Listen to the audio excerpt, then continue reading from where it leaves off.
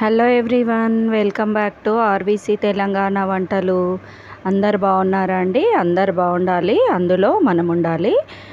మన ఇంట్లో ఎప్పుడైనా ఇట్లా బ్రెడ్ మిగిలిపోయి ఎండిపోయి ఉంటుంది కదా, దాన్ని రీయూజ్ ఎలా చేసుకోవాలో ఈ వీడియోలో అయితే చూపిస్తాను.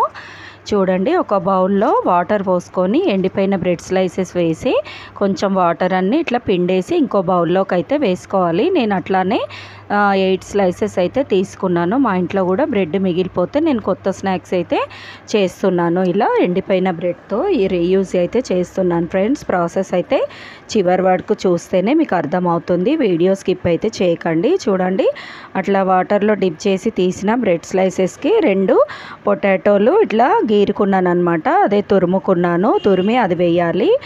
1/2 కప్పు బియ్యం పిండి వేయాలి.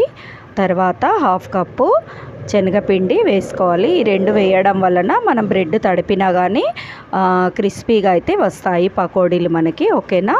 నేను కారం అయితే 1 స్పూన్ పైన 1/2 స్పూన్ తీసుకున్నాను. ఎందుకంటే ఇట్లాంటివి మనకి స్పైసీగా ఉంటేనే కమ్మదనం అనేది వస్తూ ఉంటుందన్నమాట నమిలిన కొద్దికి.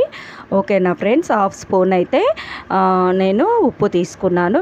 మీకు ఎంత కావాలో చూసి తీసుకోండి ఫ్రెండ్స్. ఓకేనా? 1/2 స్పూను జీలకర్ర అయితే తీసుకున్నాను. తర్వాత 1 స్పూను కార్న్ఫ్లవర్ అనేది యాడ్ చేసుకున్నాను. ఈ కార్న్ఫ్లవర్ యాడ్ చేయడం వలన మనకి ఏంటంటే మనకి బ్రెడ్ తడిపేసాం కదా, ముద్దలా కాకుండా కొంచెం ఇట్లా స్టిక్కీగా వస్తాయన్నమాట. మనకి చాలా బాగుంటాయి. అలాంటప్పుడు అసలు ఎవ్వరు గుర్తుపట్టరు ఫ్రెండ్స్ మనం బ్రెడ్ వేసామంటే. ఓకేనా? నేను ఇందులో కలర్ కోసం అయితే ఫుడ్ కలర్ తీసుకుంటున్నాను, ఆరెంజ్ది. ఇదైతే మీ చాయిస్ ఫ్రెండ్స్. మీకు పసుపు కావాలంటే పసుపు కూడా వేసుకోవచ్చు, లేదు మాకు ఏం వద్దంటే కూడా అట్లా ప్లెయిన్గా కూడా చేసుకోవచ్చు అనమాట.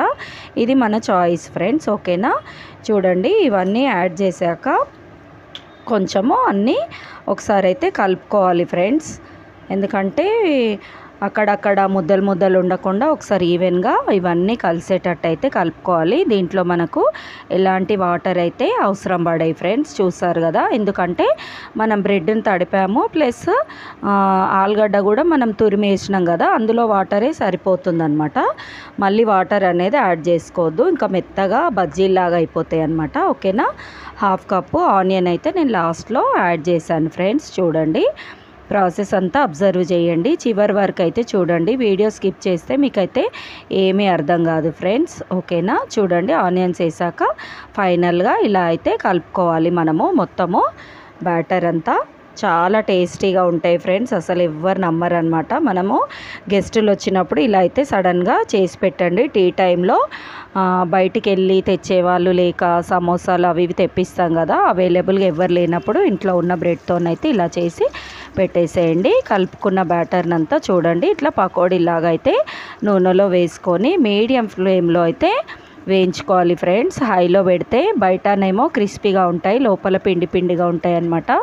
సో కొంచెం మనం ఇక్కడ మాత్రం జాగ్రత్త అనేది వహించాలి. సెకండ్ ట్రిప్ కూడా నేనైతే వేసేసుకుంటున్నాను కడాయిలో. పిల్లలు కూడా చాలా ఇష్టంగా తింటారు, మా పిల్లలు కూడా. So Sunday special snacks dry bread reuse అనమాట పకోడీలు. చాలా బాగుంటాయి ఫ్రెండ్స్. అసలు మొదట్లో మీరు ప్రాసెస్ చూస్తే మెత్తగా ఉంటాయి కదా, బ్రెడ్ తడిపింది అక్క అనుకునేరు. చివరి దాకా చూస్తేనే కదా మీకు ప్రాసెస్ అనేది అర్థమవుతుంది ఫ్రెండ్స్. వీడియో నచ్చినట్టయితే ఒక లైక్ అయితే ఇవ్వండి, షేర్ చేయండి ఫ్రెండ్స్ ఛానల్ని అయితే. ఓకేనా? ఇలాంటి మరిన్ని మంచి వీడియోల కోసము మీకు సబ్స్క్రైబ్ చేయాలనిపిస్తే సబ్స్క్రైబ్ అయితే చేయండి ఫ్రెండ్స్. ఓకేనా?